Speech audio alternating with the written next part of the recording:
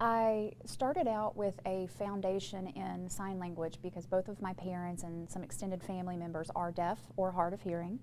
But then later on, I received a 4-year degree from the University of North Carolina in Greensboro and have been interpreting in various settings ever since. Because of the press conferences, we realized, Lee and I both realized, that the terminology is very extensive. So we have a lot of preparation for this. We talked to several emergency personnel. We've taken trainings for shelters and various other workshops that will help us better prepare for events like this. Do you want to add anything? No, that's basically the same way. I have learned and we're able to do what I am. I also have deaf family members, so learned sign language growing up.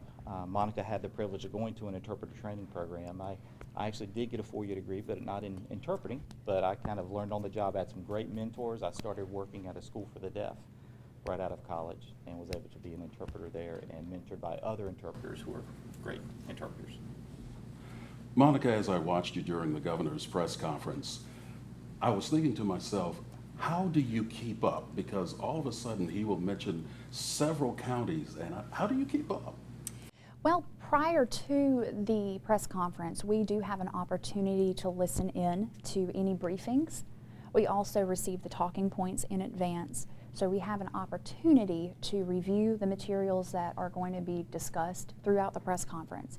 I also keep an eye on what's happening in media, so that way I'm prepared. And I have a team. Lee and I usually team with each other, or we bring in another interpreter that's in the audience that prepares us. We have great teamwork, and he and I have worked for a very long time together, and he knows and he is prepared he knows where I'm going to need to get some assistance from him. What is this like for you to be able to share what you do with the deaf community? Because at one time, especially in media, when something would come about, there was nothing there for the deaf community. What does this mean for you? Absolutely. It is very rewarding, and it makes me have a sense of relief knowing that my friends and my family now have access to important information that's happening as we speak. There's a very large population, for example, in the Lumberton area, and we really need to reach that area and make sure that the deaf and hard of hearing, as well as the deaf-blind communities, have access to what's happening. Lee, anything to add? Well, yes, it is very fulfilling. It is good to know that there is a large community of people who didn't have access to this information. Basically, it was spread through word of mouth, or they would have to rely on their children to tell them what was being told, which is what our experiences was as kids growing up with deaf parents, is mom and dad saying, what are they talking about? What's going on? What's the news? And you can imagine a 8, 9, 10-year-old or even younger having to tell your mom and dad what's going on, and the child not even fully understanding everything.